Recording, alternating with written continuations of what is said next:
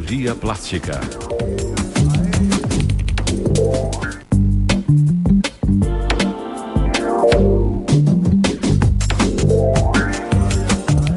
Estamos de volta com o Falando. Agora a gente dá uma pausa na saúde dos pés para o nosso quadro de toda quarta-feira sobre cirurgia plástica.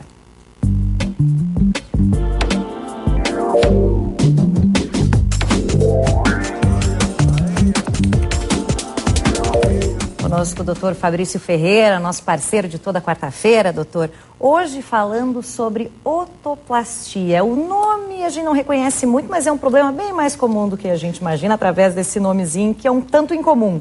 É que na realidade é uma condição que faz com que as crianças se sintam muito incomodadas, porque essa situação desagradável já começa na infância, principalmente no primeiro contato no colégio. Que é quando as crianças começam a ser chacoteadas pela condição, né?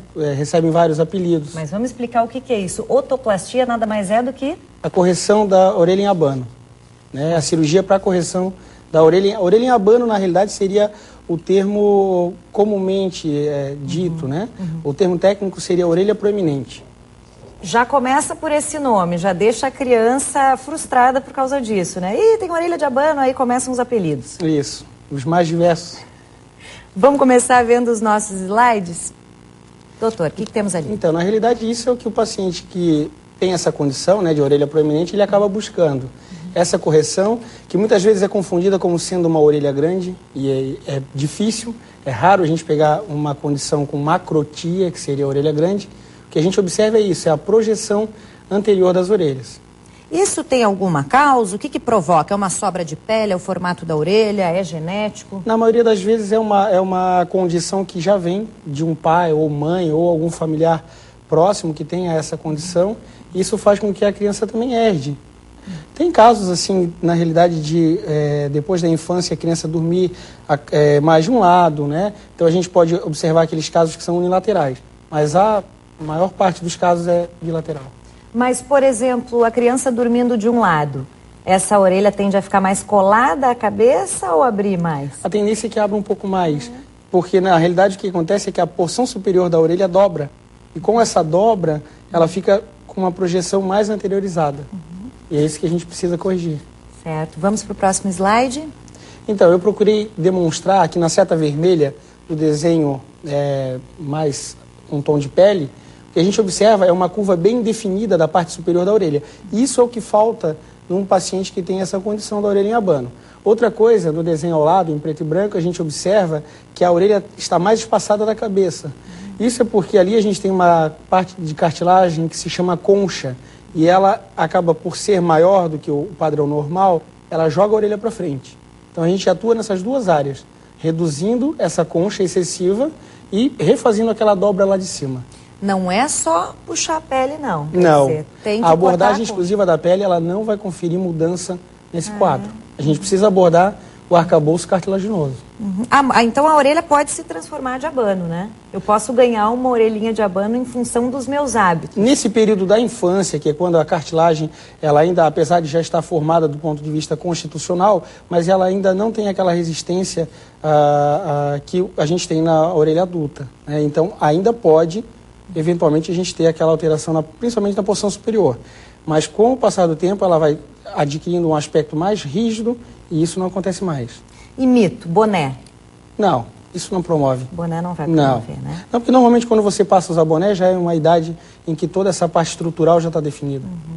A gente percebe algumas mudanças na orelha com relação a atrito. Por exemplo, lutador de jiu-jitsu. Aí muda o formato da orelha, isso, né? Não é a otoplastia. Né? O que a gente tem daí nesse caso não é uma mudança do ponto de vista de a alteração da posição. O que a gente tem são vários traumas que acabam promovendo uma fibrose dessa orelha e dá aquela orelha que a gente, no termo médico, chama orelha em couve-flor, que é aquela orelha sem definição, com muita fibrose, né? Certo. Vamos para o próximo slide?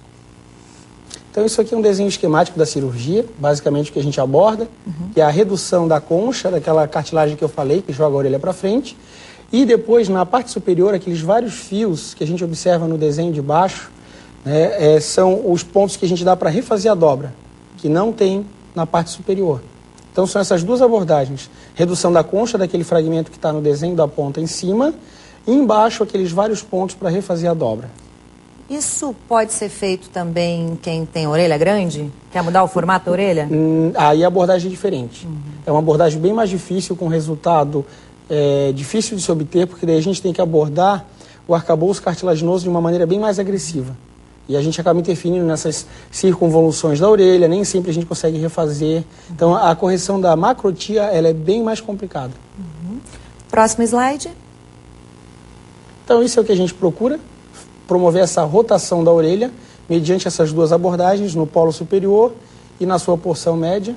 Né? Então a gente não age diminuindo a orelha, a gente só reposiciona a orelha. Com que idade já dá para fazer a cirurgia? Na realidade, a partir dos 3, 4 anos, a gente já pode fazer essa cirurgia.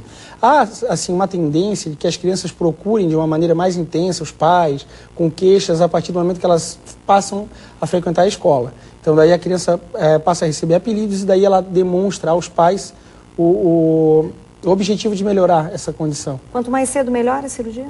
Eu acredito que sim, porque dessa forma a gente evita essa... Porque a criança, ela consegue... Ela assimila isso de uma maneira muito ruim, porque interfere no aprendizado, né, interfere na relação dessa criança com as outras no colégio. Então, eu indico, na realidade, quando a mãe me traz a criança, a gente já faz a cirurgia baseado nisso. Evitar essa alteração de relação social da criança. Vamos à última ilustração? Então, eu procurei só enumerar, são os vários personagens que acabam atribuindo apelidos às crianças e, apesar de serem personagens de uma forma bem agradável, mas para a criança que recebe esses apelidos não é. Né? E eu observo até que são crianças que toleram picadas, toleram cortes, porque elas querem mudar. Como é que o paciente precisa se comportar no pré-operatório? É uma cirurgia que exige pouco do paciente do ponto de vista de pré-operatório. Agora, ela passa a exigir muito do paciente no pós-operatório, porque há necessidade do uso de uma faixa em média de 40 a 45 dias, só é retirada durante o banho, né? E atividades como, por exemplo, desportivas, atividades que corram o risco de haver trauma no local devem ser evitadas. Tá certo, quero agradecer a presença do Dr. Fabrício Ferreira. Quem quiser mais informações pode entrar no site fabricioferreira.com.br. Muito obrigada. A gente está agora continuando a nossa conversa.